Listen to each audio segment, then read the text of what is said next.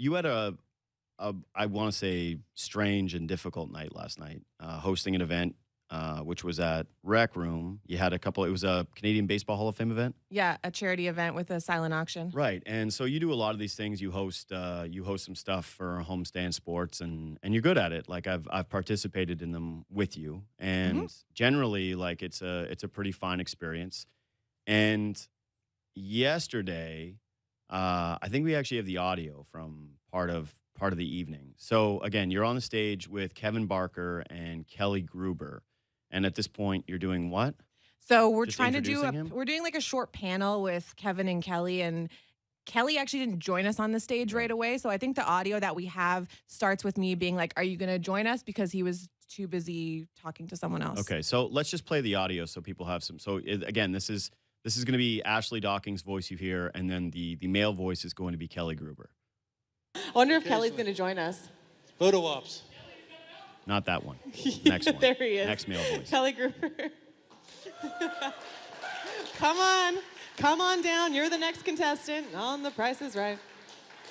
Because you got to have me, huh? They want you. Yeah. You know. So Hey, we don't really need this girl here, right? wow, respect at an all-time high. I see. Yeah, well, I'm not vying for a job. Kelly, what are your thoughts on this edition of the Blue Jays? We got a long way to go. We were right there. We were right there. Transition.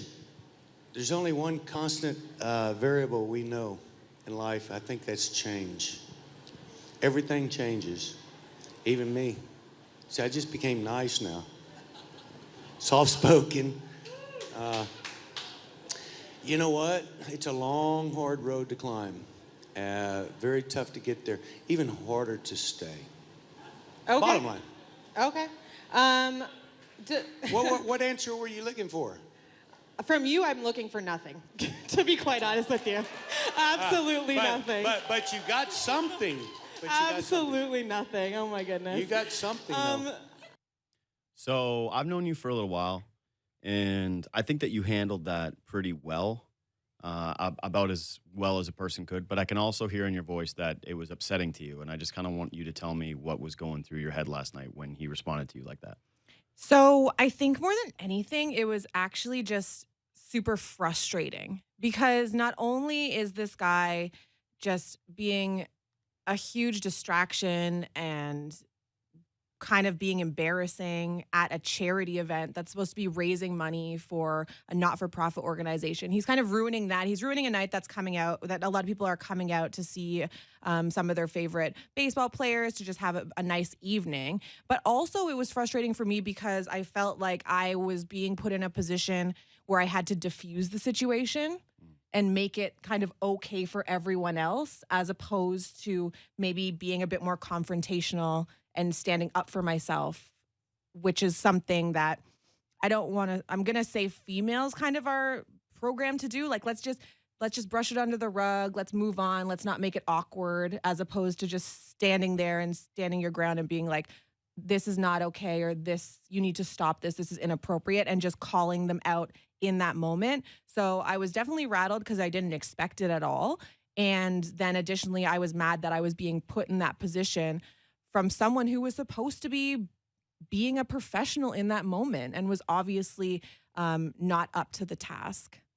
So I actually think you did a good job of defending yourself. I think that you mixed in some real toughness. So kudos to you for that, because again, it's a pretty awful situation, especially in front of a crowd. I'm Yeah. glad that the crowd reacted the way that they did, and that nobody else was an idiot, because I can't imagine how much worse that would have compounded things.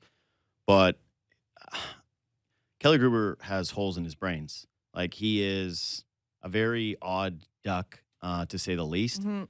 If anyone saw the piece up on the Athletic that Sean Fitzgerald did, this guy still holds the position that females shouldn't be allowed in the locker room because it's, quote, their church, and that he thinks it's something where, well, because men aren't allowed in certain female locker rooms, which again I don't even know is true. And I don't think that's a universal thing across all sports, but that for some reason there should be a tit for tat, like because he's not allowed into a woman's dressing room, that a reporter doing her job shouldn't be allowed into a A male professional change setting with room? men.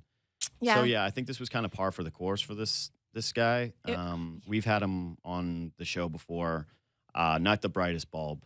It's an embarrassing moment for him, but I think it's a good moment for you. And I think that the message that you're sending here, in terms of just like, yeah, not backing down and showing a little bit of toughness and not trying to just immediately, roll Skirt over the and issue. accommodate someone is a good one. So, like, this stuff, it does happen from time to time, depending on the situation that you're put in broadcasting, whether it's a player or a coach or sometimes another member of the media. Less frequently, but sometimes it does happen. And I think that the whole thing is that I don't think people kind of understand it unless they actually see it. And just the dismissive nature with which I was spoken to, the disrespect, also like kind of the pickup line at the beginning as well. All of that mixed in was just a lot. I think that the organizers of the event did a good job kind of shutting it down after things weren't going to get any better. There was nothing that was going to change the vibe of that. So they shut it down. And then kudos to the Canadian Baseball Hall of Fame, who uninvited him from the rest of the events of Shocker. the induction weekend.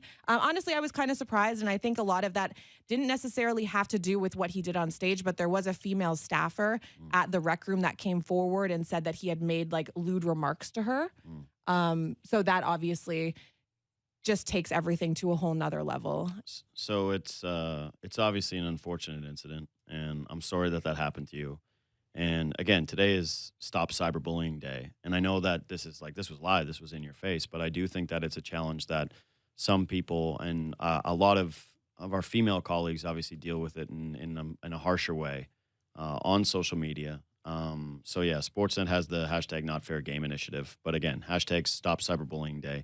I just think, again, like, this is just a bit of I think sometimes people don't look at the mentions for every single person. And again, that doesn't honestly, this stuff doesn't really happen to me. I'm not trying to say like this is about me, but I think that for some of the people that work here, and I have seen it for you, and I have seen it from some of our other colleagues, it's just kind of a reminder that this stuff actually does happen. It happens in real life. It happens on social media, and yeah, it's just a nice day to take a second. I know that it's not supposed to just be one day, but yeah, it is maybe a day for you to reflect on it and think about it a little bit, just in terms of the way that maybe some people are a little too quick to their social media and how it brings out the worst in you sometimes. And to take a beat, just like anything else, just take a beat and think about the things that you're going to write, and recognize that you still are talking to people and how you talk to people and how it makes them feel. Because again, as you just told us, like, you were rattled, and it's not fun watching a colleague and a friend feel that way. So good for you again. Thanks. Yeah, I think I'll just add, it's 20, unlike what Kelly Gruber said in that article about women not being in the clubhouse because it's hashtag church. There are people that do understand, for the most part, that kind of behavior is not appropriate, not acceptable, and not welcome by anyone. So it's okay to stand your ground, and it's okay to be like, hey man, like, be quiet, shut up. I don't want to be like violent and like throw this drink on you, but there are people that will champion for you if you have that outward reaction of anger.